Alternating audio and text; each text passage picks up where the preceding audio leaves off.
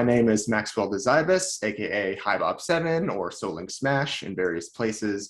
My pronouns are he, him. I am very involved in all sorts of things Turnabout Musical, but the most relevant things for this discussion is that I am playing Larry Butts in the defense cast and Winston Payne and Yanni Yogi in the prosecution cast of Turnabout Musical Virtual Edition. And I am also on the creative team, the narrator, and in the secondary ensemble of Turnabout and Ace Attorney Musical.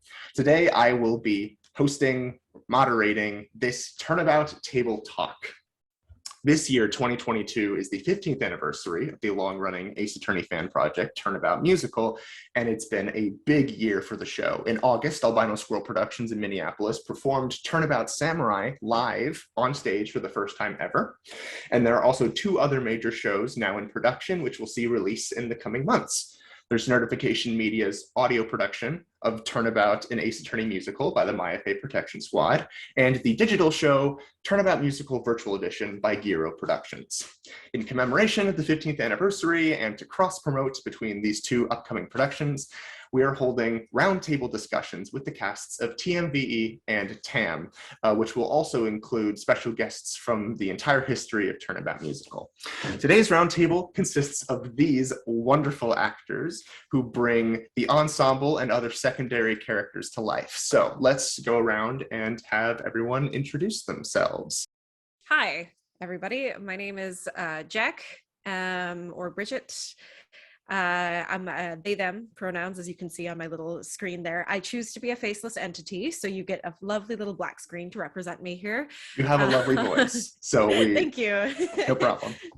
And I am Soprano 1 in TAAAM right now. The running joke is that I am the screeching albatross. So if you hear a B5, it's most likely me. Social media, I'm Daft Monkey Trash on Twitter. I'm Columbia's Greatest Minds on Tumblr and Genty Jack everywhere else. When I'm not doing TAAAM stuff, I am a suffering master's student trying to apply for PhDs. My name is Ashley, but most of you in the Turnabout Musical community know me better as Wendy. I'm she, her, and I'm in all of the ensembles for TMVE, and then I'm in the children ensemble for TAAAM. My name is Finn. My pronouns are they, them. I am in the TMVE production as ensemble and child chorus, specifically as Ron DELITE and Matt ENGARDE.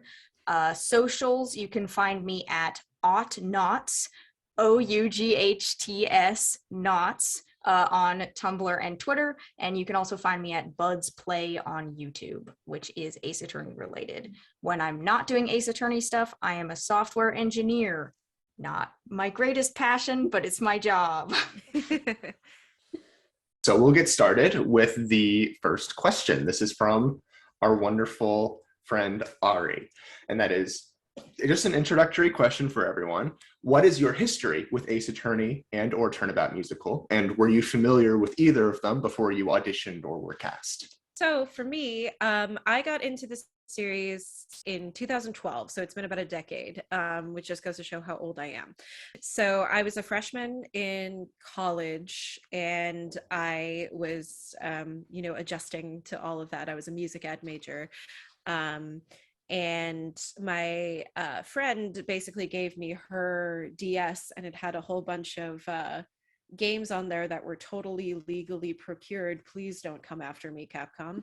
And one of them was the first Ace Attorney game. And so it slowly became something that was helping me get through that very transitionary time of my life. And from there, I don't even know how I came across Turnabout Musical. I maybe on YouTube or something, but it definitely was something that called to me as a music major at a conservatory thing. And I'm sure that my neighbors in the dorm next to me hated my guts because it was just basically me doing 18-year-old Jack doing covers of songs from Turnabout Musical in the dorm, but I was doing it as quietly as I possibly could because I was so embarrassed, not because of the music, just embarrassed to record myself singing in a very, very public environment. So I'm sure on my old external hard drive, there are definitely clips of Baby Jack singing old Turnabout Musical songs. I think I found Ace Attorney. It's a little fuzzy when, because I knew of the Random Encounters musical quite a while ago. But then I think I started watching Let's Plays of the actual games 2019, I want to say, and then found Turnabout Musical due to YouTube recommendation. I know I definitely remember finishing the trilogy before I watched Turnabout Musical, just because I wasn't sure without clicking on it what time frame it would cover. But yeah, I greatly enjoyed it, and it's funny, YouTube music's like your top songs you listen to were all like have all been like Turnabout Musical songs for like past couple years. So yeah. Yeah, I also got into Ace Attorney relatively recently. I think it was 3 to 4 years ago. I started by watching a playthrough, then about partway through the playthrough, I got way too into it and I was like, I can't watch this, I need to play it with my friends. So then I started making my own playthrough with my friends where we did all the voices. So that was really exciting. And then I found Turnabout Musical, I think just like a friend of mine linked it to me. And as soon as I watched it, I was genuinely like emotionally distraught that I couldn't be in it. But here we are. So yes, paid off. Which one did your friend send you? The Turnabout Live, it was right after I got into Ace Attorney. Like I finished the first game and then immediately Turnabout Live link. And I was like, I watched it and then I made my friend sit down with me and watch it. I was like, it's long, but you're gonna enjoy it. Yeah, it's really great. And then Finn, I completely there is no better way to play Ace Attorney than to like sit in a room with a group of your friends and play it. That's what we're currently doing right now. We just started Apollo Justice and we're very excited. So it's been getting us through the grad school nonsense.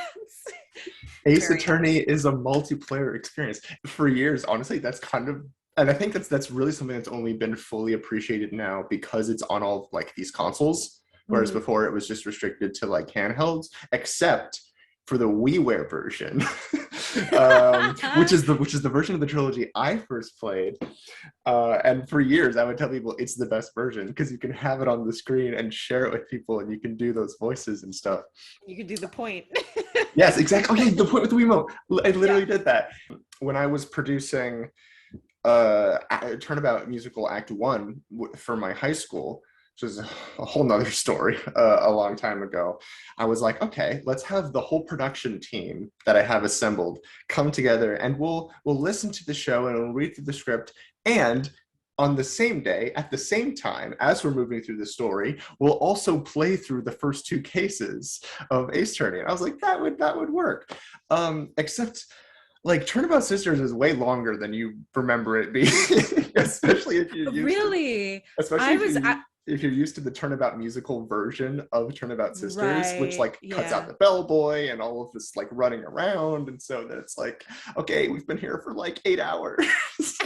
Yeah, that's interesting because for me when I was replaying it, Turnabout Sisters was a lot shorter than I remembered it being. Like we were able to get through first Turnabout and Turnabout Sisters in one sitting, versus like other games where it's a whole, like a case can take like multiple weeks for us because we meet once a week. So it's interesting.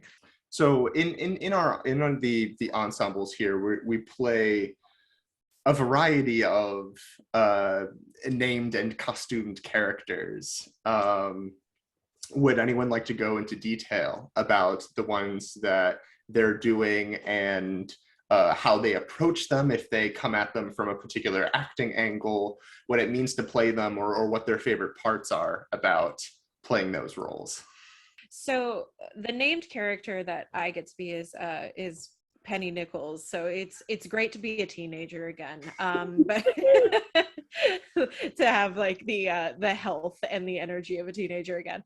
But I don't know if I approach it in a very like specific way. It's just mostly like, oh, I gotta hit a B5, so I'm just going to use my like 10 plus years of training to hit that B5. But there's like a little funny anecdote. So this ended up not becoming an actual thing, simply because schedules didn't mesh up. But and I don't know how much I can truly say. But with Gavarog, who's our Edgeworth, he did a live stream and he showed off a couple of our fun little lawn posts that we make, like sort of like behind the scenes, like behind the curtain thing. And so Kate, who is one of our Urn Smashers, and I like were talking back and forth maybe about doing one of those, and it just didn't end up happening. But it was sort of this funny thing where Kate was like the very tired music director, and I was going to play Penny as this sort of like diva soprano kind of situation. I still want to do that one if you guys can make it happen. We'll see if it happens. But we were ruminating, and it was going to have like this whole arc where, you know, like where Penny let the fame get to their head, and then like trying to come back together and form this unlikely friendship. Like there was lore to this lawn post, but yeah, we ended up being too busy. But that's I guess the approach. That's so wonderful, because Penny Nichols as a character literally designed to be so like normal and unassuming that the Ace Attorney development team forgot what they named her. Yeah. And like was cut like for the most part yeah. from Turnabout Musical just for plot reasons, because you could get through Samurai without Her. without bringing her through once. And yet the power that is within Penny Nichols' voice is truly something to behold. So actually, it's kind of funny because TMVE was supposed to have Penny Nichols, but I might have stolen her part. What can you do? I'm Kay FARADAY and one of my ensemble characters, so Kay stole Penny. Sorry, Jack. And I've been waiting to tell you that for forever. It's fine. I'm glad I heard it here. But yeah, so it's kind of interesting because I have Kay and then I have VIOLA CADAVERINI, and then I have Kay, and then I have two children ensemble characters. I don't know if they're the same or not between TMVE and TAAAM. Mm-hmm. They might be, they might not be. It's unclear. But yeah, I have a lot of teenage and younger characters, and then I think VIOLA and dance ensemble are probably my only two that are actually adults. And Kay and Dancer, I get to be a lot more bouncy and energetic. And dance especially, it's really fun because I get to feed off of Max and Aaron, depending on which cast it's going at the moment, which makes that one have a lot more energy. And then VIOLA is like very still in comparison, which is sometimes really hard to do because I like to move around a lot. And VIOLA is just like stare, stay. And I'm like, oh, but I want to move. Yeah, I think similar to that, for me, the approach is like mostly body language, because I mean, I said before, but so I'm Ron DELITE and Matt ENGARDE, two very different characters in Vibe, and also a child version of Ron, I think is the that's the lore, although it doesn't particularly come up. But yeah, I think since it's an ensemble situation, you know, like you're not necessarily going to be singing something individually, but you are going to be seen. So I think for me, it's entirely like the approach is all body language. And especially with Ron and Matt, it's like Ron is just so like inward and nervous, and Matt is like outwards and confident. So that's like a very easy thing to remember to sort of separate them. Mm-hmm. And also they both have wigs that I had to get together, which was annoying, but unrelated to the approach. Just something that always comes up when I think about that. Mm-hmm. I gotta say, I love that, like, since the original Turnabout Musical for Penny's appearance in August Day had to sort of like logic down the ability of Cody and Penny to have this rock paper scissors match in front, like should be in school or something. I feel like Faraday is like just as perfect as a character to get into a fight with a small child. She's a lot of fun. I think I headcanon that she's Cody's babysitter, which is how they end up in this situation in the first place. Is because there is a big enough age gap where that would make sense. Yeah. And I mean, I grew up in an area where at the time I was going to school, there was a high school and an elementary school right next door, like physically to each other, that like in that kind of situation, yeah, like Kay could be taking Cody to school and herself to school, and voila. That's awesome. Actually, and this segues really well into a question that you submitted, Ashley, actually, about, since I feel like we're sort of breaching this topic already, but is there any other additional fun lore or backstory that you've got for your versions of the character that don't show up in the show that you'd like to share? I know Finn and I have a lot for our Trial by Fire and children. Yeah, Awesome. yeah, there's been a lot of discussion around which children they are and how it makes sense that they're all there, etc. I think my favorite element of Ron being the child is that obviously Trial by Fire is like a bullying situation, and Ron DeLite is God's meekest lamb. So I think what we ended up hashing out was like, well, maybe he was a bully as a child and got told off so firmly in this one instance of bullying that it just wrecked his self-esteem for the rest of his life. I think you also had like what kind of body spray he used in middle school and other stuff. Oh my God, around probably. the same time, because of how rehearsal situations ended up working out, Archer had to step into full-on director mode, and so they are kind of like the third one of our children ensemble that we have at this point in time. Mhm. And so it was literally Finn and I basically duetting through Trial by Fire with Richie and Robin as our young Larry, and that was it. We had no young Miles, but yes, baby Viola 100% had a vendetta against Miles for so many reasons, Trial by Fire being the biggest. And yeah, and we were also like, oh yeah, Viola and Ron are like somehow related because they're homeschooled together, but somehow Phoenix is there and young Larry There was a lot. Yeah, there was Yeah. the No Mic channel got away from us a It was something bit. really weird where, yeah, it's really funny to watch No Mic because it's a mix of like everyone hiking each other up and then really random lore stories that you didn't know. That's where the lore drops happen. Yes. I also have one for Butts Dancer. So Let's do it. investigation spoilers, because I love investigations. So I shove all the investigation references I can because I have the characters to do so. Mhm. So there's one character named Mindy. She's an actress. She shows up in Investigation 1-5. And I feel like if you know who she is, it makes sense why I put her in It's Gotta Be the Butts.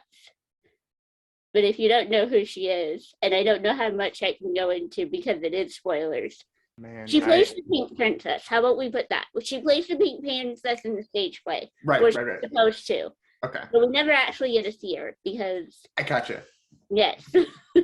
Sorry, I toxically took my earbuds out because I haven't played Investigations yet. But You're No, fine. that was not a spoiler. That was just oh, it's like okay, one. okay. It's You like the said one. spoilers at the beginning, so I try to cover my bases, but we've talked about investigation. right, yeah. Well, I'll have to listen back then. I guess now is a good time to throw it over to Jack and ask, what is the recording process for the TAAAM ensemble like? And Ashley, you can also jump in because you also recorded for Trial by Fire for it. Yes. So it's very interesting for sure. And it's not like something I've ever done before, because a lot of the songs that I have covered have obviously been solo, or I've done everything myself. There are several recent, because over the summer I got very I got horrible cabin fever because like I was done with school and I'm like, well, I got to do something, and that wasn't prepared for my PhD applications. So I did a whole bunch of covers of original TM stuff where it's like August Day, but oops, it's all Jack, and that was a lot of fun. But it's on my SoundCloud if people are interested. But and my friend who goes to school with me, Alex, has been immensely helpful helping me out with this. Like, I owe everything to them. They have a much better mic than I do, and they have a whole setup, and they know exactly what to do. So I owe everything to them. So thanks, Alex. But it's basically it's so difficult to do an ensemble virtually simply because you're not recording in the same room. And so it's the sort of idea of like, not only am I hitting the right notes, but am I breathing at the right time? Am I making the right cutoffs? Am I using the right vowels? Am I blending really well with these people and all of that? And so it's one of those things where you basically get the instrumental track, and then we have a click track going at the same time. So we know exactly like what the beat is there, and you're supposed to follow it. And then you have a conductor track, which was Ari. Ari, fantastic, by the way. Like much love to Ari. This whole process, she has been amazing. But she has a conductor track where she basically has like going like 4, 3, 2, 1, go, and like telling you when to come in and when your cutoffs are. And then we also had a sung guide track basically with Ari singing all of the parts. Occasionally Danny would come in and help out if the things got a little too low. But yeah, it's we could not do it without her, honestly. Like, she has been incredible.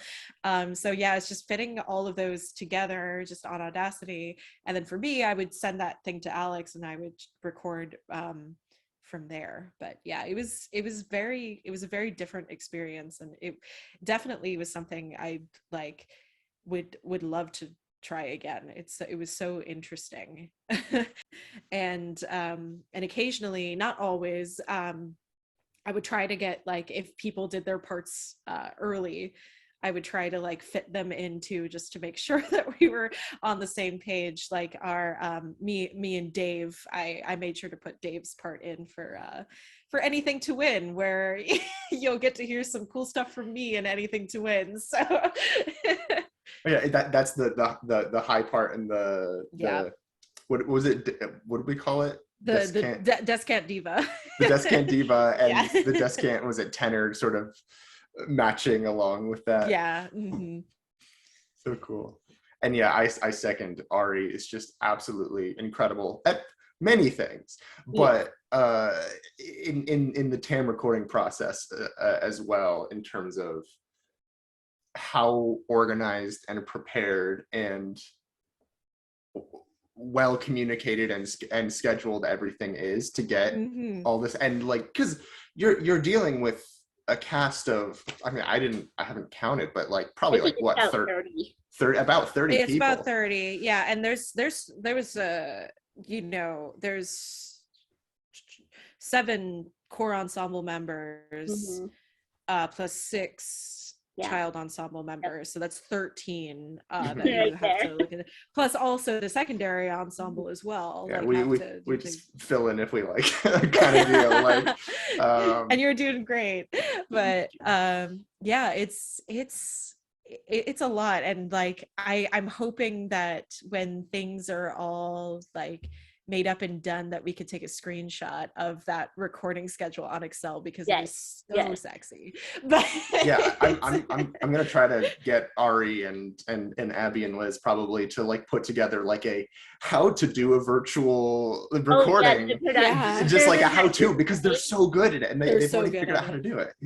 Literally the production server that Ruth made to try and help future production. Literally the only thing in the TAAAM spoiler channel is all of us swooning over Ari's scheduling. Yeah. Like, that's the only thing you're missing. It's just us loving the schedule. So, you know, and then for me, I'm hearing impaired. So I learned some things about how how not good I am with some of this stuff as well. That it was amazing seeing Ari and Diana and the much more tech savvy members of the cast like come in and be like, here's how you can manipulate things to solve your problems. And like, one, everyone's super fast with answering questions, and two, like I definitely had a miniature freak out of, oh no, they're gonna kick me out because they can't record this without everything bleeding through. And then like within an hour, I'm like, okay, we're good. As long as I get it to where I'm happy with it, it'll be fine. And then I actually sent in 2 different takes. One kind of sits more in the normal part of my voice, and one is really thrown up into the bratty little girl section. And when I listened to Trial by Fire, the one Diana has kind of mixed, I'm like, oh, hi, really bratty version of me. I can hear you. Yeah, I have a forbidden version of Anything to Win that I don't know will be used or not, but I want it to be used. I don't know what I could say about it, but it is so far forbidden. So to everyone, what are your favorite scenes or songs to perform? General, or favorite parts of the show so far? I think I'm gonna go Who Killed Gregory Edgeworth. I think because it hasn't lost that power for me of the first time I watched Turnabout Musical, and like the cornered hit, I was like, oh my god, genius. And so I still feel that way when singing it. Like it's so exciting, it's so important to the narrative, and it's just like such a huge moment. And there's a lot of ensemble in it. Yes. So yeah, really Yeah. fun, really exciting all around. Like I just love performing that song. Yeah. Also, I'm Matt Engard in it, so I get to like act like I could kill someone, I guess, which is kind of funny. Is it you who has that one section that we discovered? Yeah, actually. I do a section where 2 of us sing one line, so it's kind of a solo. Yay! Finn needs more of those, in my opinion. I'm biased. I'm very That's biased very with all sweet. my castmates. Problem is, I have a lot of them. Is it a bias if you feel that way about everybody? I mean, yeah, but let's be honest. I'm very partial to the, I don't know how many there are between all 3 kind of sort of technically cast at this point. There's too many Larrys I love. There's too many. And then the ensemble is just fun. And then like the core ensemble and TMVE. We are very small, but we are very good at what we do. Which is things Absolutely. Discord lag, like there is no tomorrow. Oh God, true. Just yeah, the rehearsal process for learning songs through Discord rehearsals is not easy, but the end result, as far as I can tell from what people can listen in when I'm not trying to sort of mute as many voices as I can when I'm singing a part in Who Killed Gregory Edgeworth or whatever, seems to go over well, and I have total confidence that the final products for both defense and prosecution cast is going to sound incredible, because I know everyone's voices are incredible. Yeah, and that's kind of how it is. I don't know if I have a favorite scene yet. I think it depends on the day and my mood. It's got to be the butts, I think, is maybe up there just because I get to dance and I really enjoy that. And also, like, it's new and different. That's unique to TMVE that I'm like, yay! Yes. And then also I get more high notes because Kate was nice and gave me a lot more high notes. I get to hit high G like double the times than I did before because of It's Gotta Be the Butts, which is fun. And then TAAAM is obviously Trial by Fire because that is what I do in TAAAM. I'm sorry to keep bringing up Anything to Win, but that was a lot of fun. Go ahead. I was just, that was. It's public, that was so we can talk about it as much as we want. Yeah, exactly. I was like, yeah, like I really like that one, and also Redacted. Yeah, anything to win is public, so I can talk about that. There's just something about spooky Latin choir. It's very Mozartian, you know. You get like Lacrimosa vibes from it. I'm a musicologist, so I will sprinkle in that I know music history, but it's yeah, that one was a lot of fun and really difficult too. Just looking through all of the jumps and the leaps and the triplets and all of that, it's a difficult song, and that's coming from somebody who right now is in a contemporary vocal ensemble where I have to sing like 12-tone serialism right now, and Anything to Win is still a difficult song. Maybe not that hard, but still pretty hard. Yeah, learning Latin over Discord was not fun. Mm-hmm. And what was it? There was, because the TMVE folks were learning the Latin, and then the demo for the TAAAM Anything to Win dropped with different Latin. Yeah, different Latin, and we're all just like, please do not make us learn Latin. It was traumatic learning the first set of Latin. And our friend Kate have assured us we are not learning new Latin. We are sticking with the one Kate taught us. Yes. Yeah, there is different Latin pronunciations, and there, oh God, like the one most common, of course, is the Italian pronunciation of Latin, but I have sung a mass before where it was the Germanic Latin, and it's awful. Like, never sing in Germanic Latin. It's like when you sing Kyrie eleison, that's the Italian version. The Germanic version is Kyrie eleison, and I'm like, that's awful. Sorry. Oh no. So I don't know if I would say I'm a liturgy nerd, more of a liturgy fan, but that sounds awful. Yeah, do that. It's not great. That's my fun little conservatory trauma story. I will say though, the coolest thing about TMVE is that we were taught our Latin by one of our Manfred von Karmas. They had to get their little Latin course together and teach us how to sing perfectly. I guess, would it make sense because it's von Karma if it would be Germanic Latin? I mean, that's fair. I mean, it's Kate's von Karma. You know Kate's von Karma. Mm-hmm. At the risk of being cliche, if you were not playing your current role, who in Turnabout Musical, or Ace Attorney in general, would you like to play? I can detect one of Jack's answers coming through loud and clear. If it's not who I think it is, I will be shocked. As we all know, I am heading over to Gav's house currently, and so for those not in the know, there is a inside joke basically that because I with Alex, basically when I was using their equipment for the first time, we were testing it out by singing Decree of the Prosecutor, and I put that out there, and I was like, behold, soprano Edgeworth be upon me, and because I obviously can't hit those notes at its normal range. It's a baritone roll, but Miles's role translates very well up the octave, actually, as a very dramatic soprano role. And so just for funsies, I auditioned for TAAAM with soprano Edgeworth too, and it's just kind of become a meme. So yes, Miles means everything to me, and that's because I'm a Phoenix kin.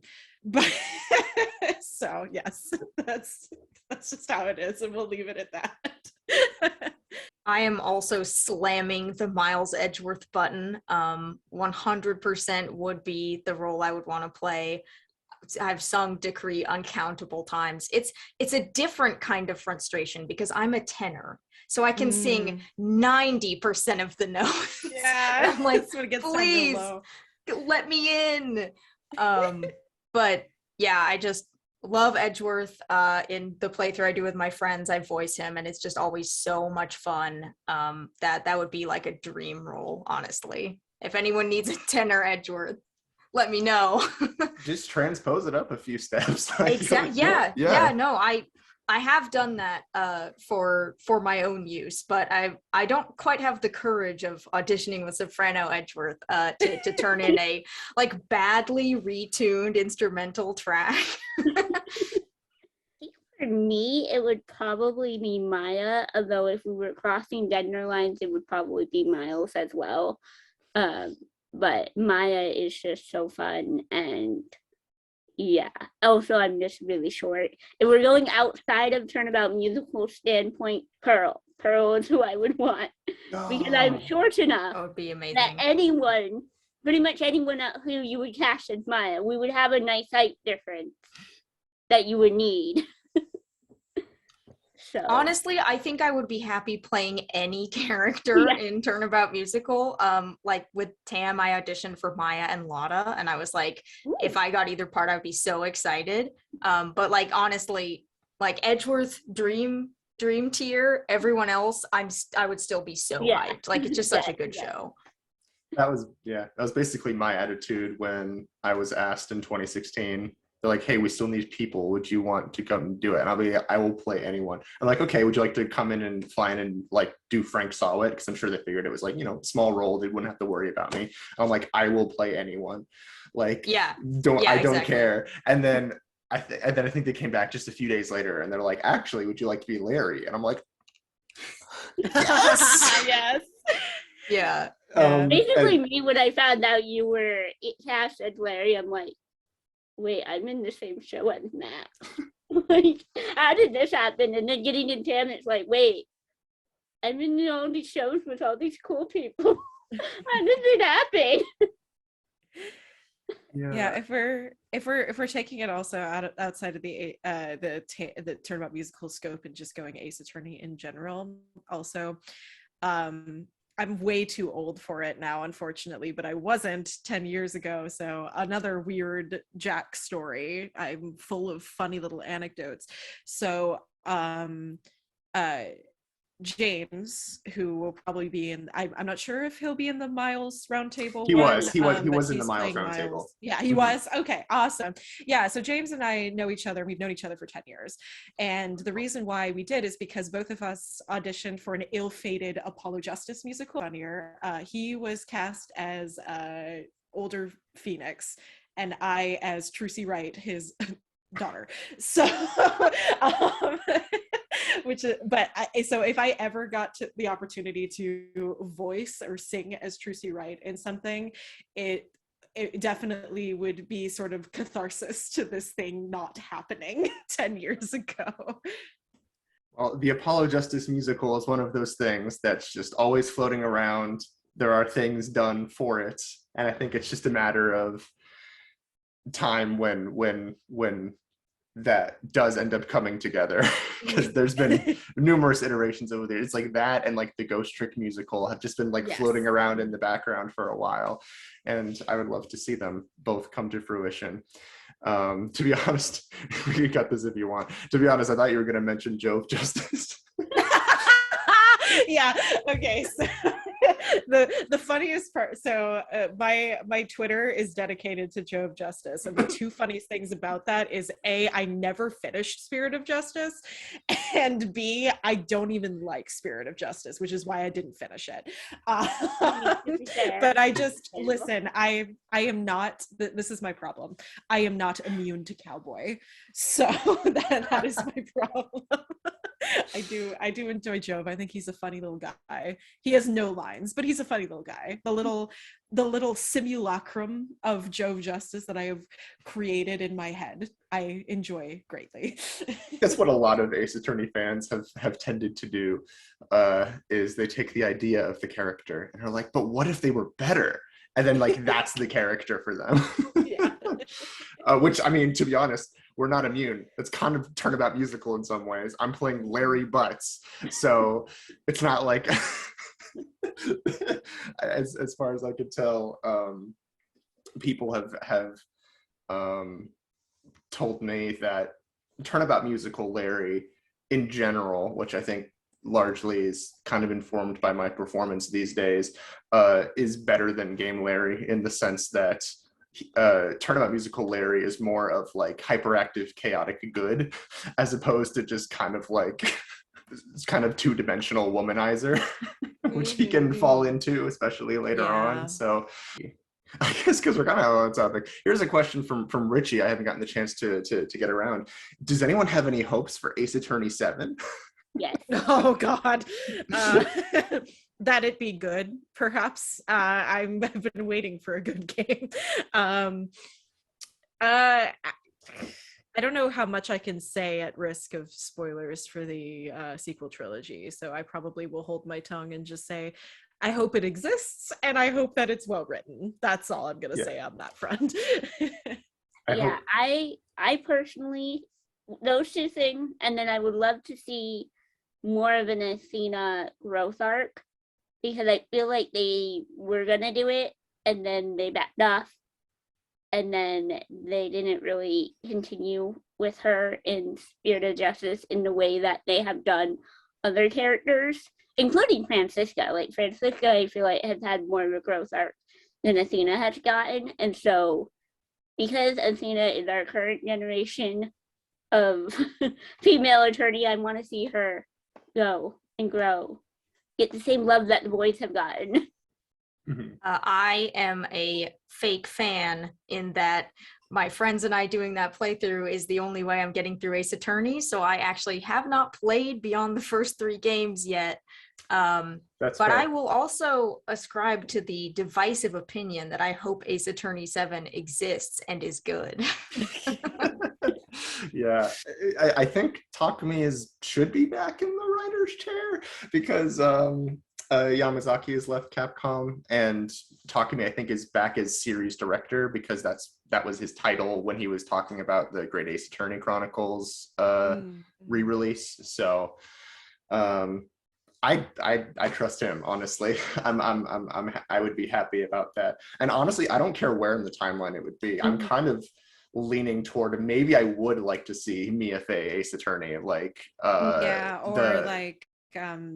would also love, I mean, it's wrapped up pretty tightly, but I adored Great Ace Attorney. Oh yeah. I was like, delicious, finally a good Ace Attorney game. But it's not to be mean to 5 and 6, but I was just like, I was so enraptured with it. I was like on the edge of my seat, because I was one of those people that did not do the fan translation stuff for when it was still Daigakuten Saiban. Right. And I was just like, well, maybe it'll show up in the West, and then it never did. And I was like, oh, shoot. But then finally it came out. And so I was coming in completely blind. I had no idea what was happening, and it was so cool. So I'm working my way through fan translation of Ace Attorney 2 or Investigations 2, because that's never going to come here. So I was like, you know what? There's no hope in that one. I'm just going to do the fan translation. Other option, Investigation 3, that actually makes it to the US officially. Yeah. It might not get super confusing because it might be considered Investigations 2 here. We need more Miles Edgeworth content. My feeling is if it's going to happen, it's going to be in a HD multi-plat port of Investigations 1 and 2. If that gets released and they want to do that in the West, they're not going to have a choice but to localize it. And it'll be a huge selling point if they do. So Capcom, please. Capcom. Yes, we need more Capcom. I'm one of. Please, Ace, please, Apollo Justice port, please. Yes. I'm begging you. I want the 4. I want the 456. I think I'm probably one of the few people around who do like and appreciate 5 and 6.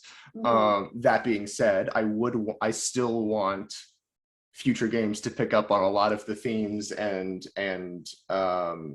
ideas that Apollo Justice had introduced that 5 and 6 didn't super follow up on, but I think there's still room. Yeah. I don't think like it's a completely missed opportunity. I think there's room to reintroduce it and bring it back. Might be the like lull period where the general populace has to think about all the things that Apollo Justice brought up, and then 7 could be when the general populace is like, okay, we're on board. Yeah, I think I really enjoy, I mean, I don't want to get into a tangent about this, but Yeah. I do really enjoy 5 and 6 as like individual games.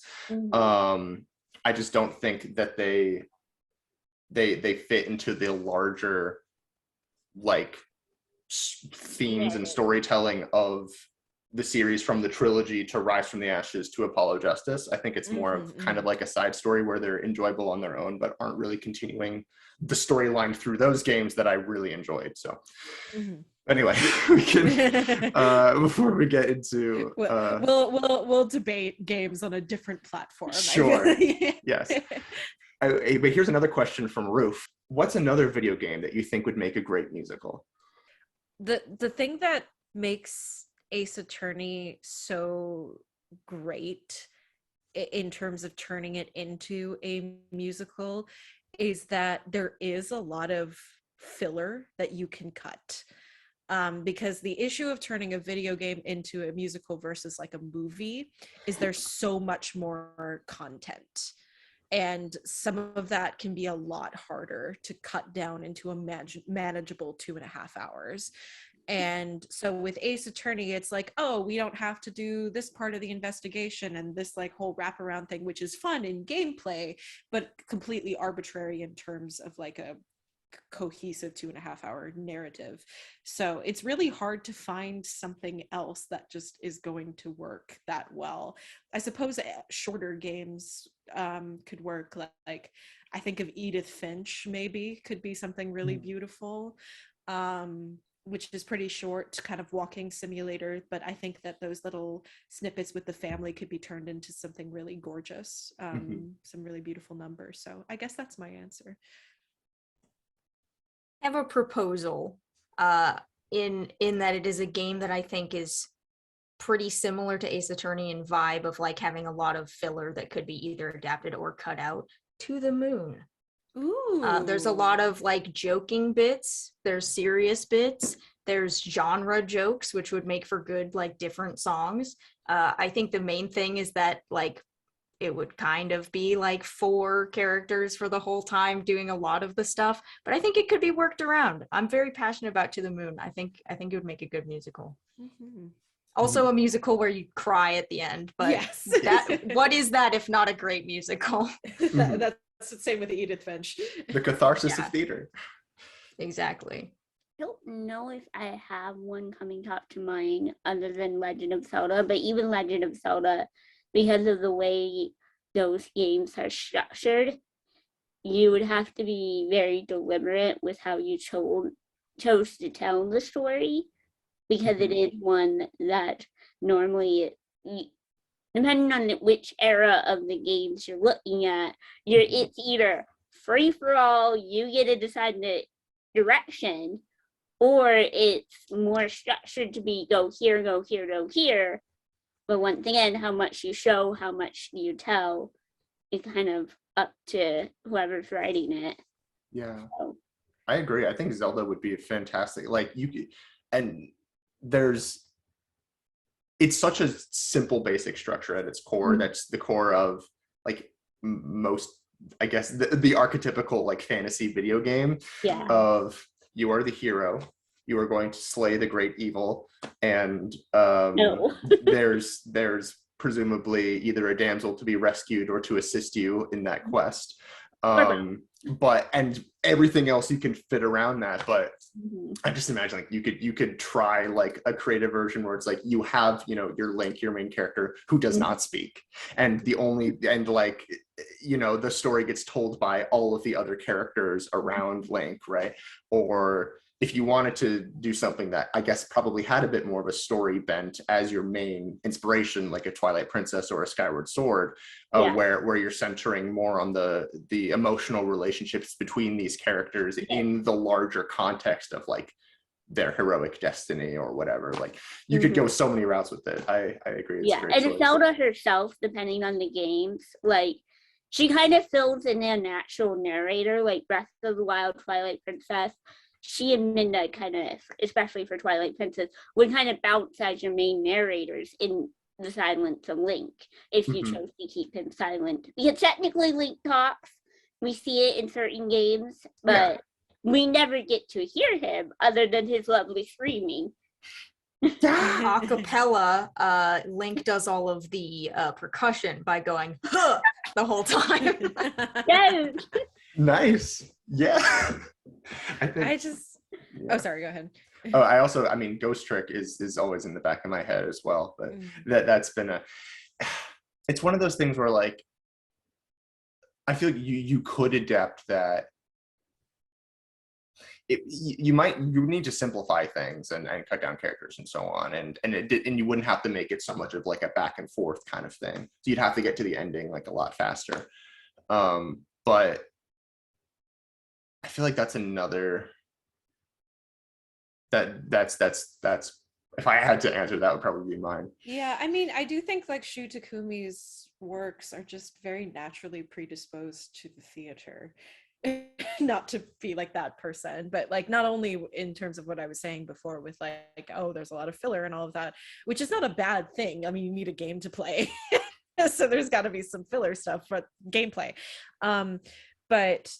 But there's these great sort of moments, obviously, of levity where you get like the humorous bits and all of that, but you also have these moments of melodrama, and these moments of like just extreme heart as well. And it's you just think of all like the Broadway shows that you think of, and they all have those different components like very, very well like mixed together very well. And I think that it just works. Ace Attorney opera when, but it's also I will like my two hyperfixations in college probably could not be musicals, but I like to think about it. So Professor Layton musical when, and Rhythm Thief musical when.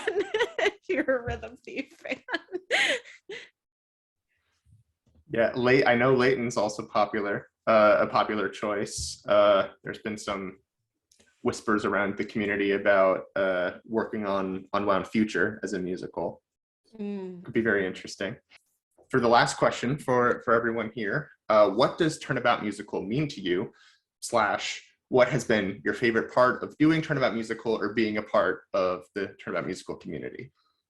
To me, there's this sense of camaraderie and this sheer amount of creativity in this endeavor and all of that. And it's so great to be a part of a project based not exactly from the start, but watching it evolve within a few months, and like going from just like the auditioning process and listening to the demos, and then the recording process, and now we're editing, and like getting to see like the finished product, and all of that is going to be amazing. And I've been trying to get all of my grad school friends like, no, you gotta listen to this thing that I'm in, I promise it's really good.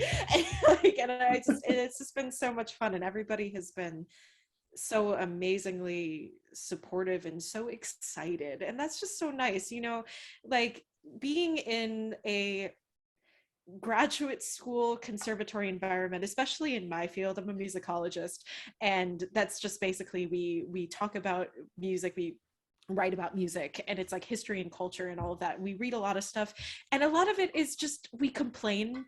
That's just how grad students are. We just complain about things all the time. And verify.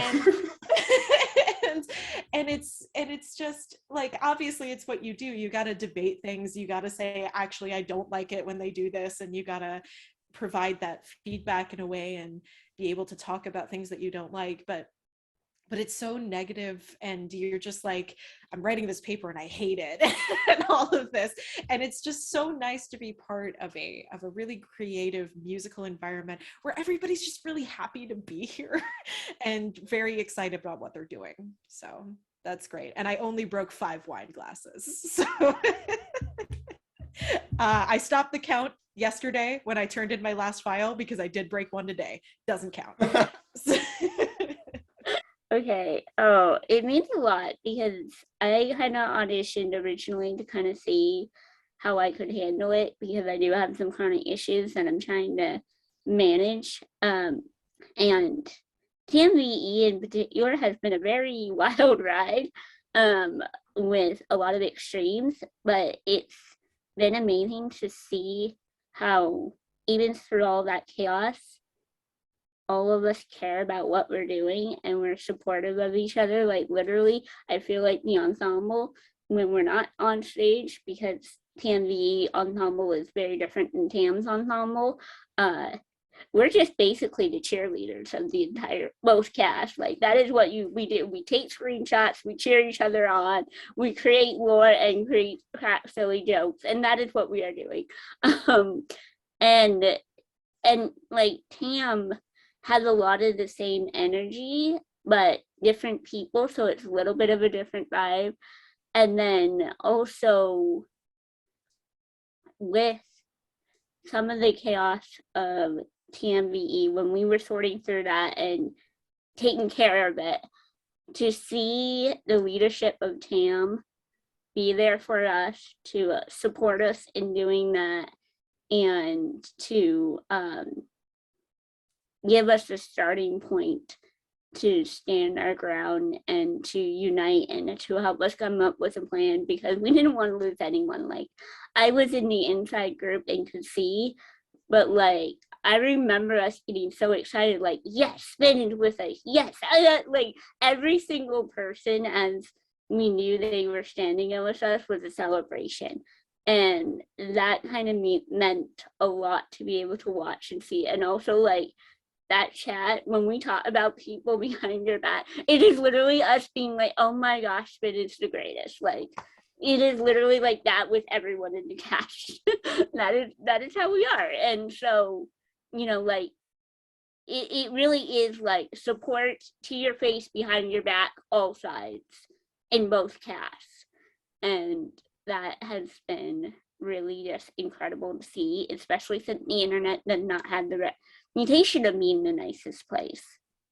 Yeah, could not agree more with everything that both of you said. I think to me, what Turnabout Musical means is sort of threefold. I mean, first of all, it's about being in this environment where everyone is so passionate about what they're doing, like on a creative level, on a kindness level, on like a joking and having fun level. Like everyone is so excited to be there and to be doing what they're doing that you just really can't help but love the experience. Like you just know that everyone around you is also as excited to create as great of a thing as you possibly can. I think second of all, I'm a big proponent of like adaptations and like new interpretations of work. So it's just so interesting to see like every new revolution and like how things change, what stays the same, like whether a character is like cut, but then maybe brought back in something else, like the interesting stuff you guys were saying about Penny Nichols. It's just so like the adaptation of a work brings so much meaning to it, I think. And third of all, it's just like, it's so inspiring that this has been going on for so long. Because again, like when I watched TM Live, I was like, oh, this video is old.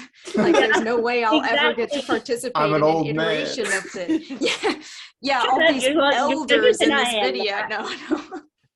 No. But you know, it didn't feel like it was current. I saw that and I was like, this is a great thing some people made, but it's been some time and I feel like probably it's not still going on. And like there was a space of probably like a year and a half where I was doing the weirdest like internet trawling of like, is it out there? Is it still happening? And then when I like finally realized it was just so exciting to be sort of part of this like legacy of this awesome creative work. And also I didn't have to be sad anymore that I could never participate in it. But yeah, I mean, it's just been an amazing experience all around and I feel so lucky to be a part of it. Yes, thank you. Thank you all so much for sharing your time and your insights today and sharing your passion and talents and being a part of Turnabout Musical. For everyone watching this later, don't forget to follow all of the relevant social media. There's a Turnabout Musical link tree, links in the description. It's got links to Turnabout Musical's official Facebook, Twitter, TikTok, and Discord, as well as links to the already available productions and the TAAAM YouTube channel. You can find Giro Productions on their website, giroproductions.card.co, which includes links to their Twitter and Instagram as well. You can find Notification Media, which produced Turnabout Musical Live and is producing the debut audio production of TAAAM at notification.media. which also has links to their Patreon, their Twitter, and YouTube channel. And of course, keep an eye out for the release of Turnabout and Ace Attorney Musical this November, and Turnabout Musical Virtual Edition in the coming months. So thanks so much for watching, and until next time, take care, everyone.